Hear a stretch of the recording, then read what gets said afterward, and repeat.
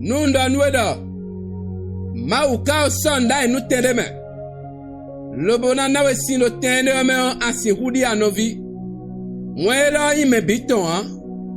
Ama kwa me agboko pe. Onu oti kona ba no kan hobi akwade. Lo mo no nu bi ko fodo lewe a. Waton enwele nkoton ba ro sisi we egbe. Bena di onu gegero gbazan to me.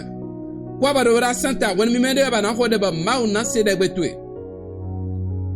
Todeti Maintenant, nous Jean, si vous m'entendez, un gars qui ramène Jean 4, verset 6. Et nous l'avons. Fine ouais 7, Jacob ou tonde.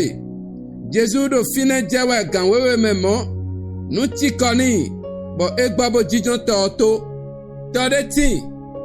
Lobana nasinwe. Lobana morono. Vima auton. Abonnement pe yo. Ako fatigué we anu ko ti kon wewe a.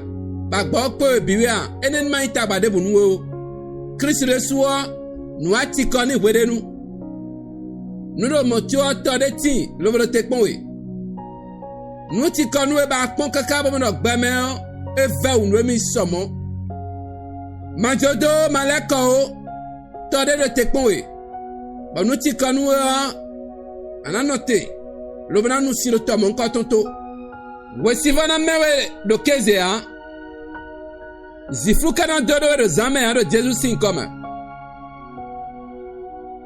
Wenu debu na do ete a do to de ti lo bro tek ponwe lo ba na nu sino to mon katonto lo na mo fifa do prezanto me do ami do fi de bude ade o manoteo maso di ratio jijan do to lo bonusi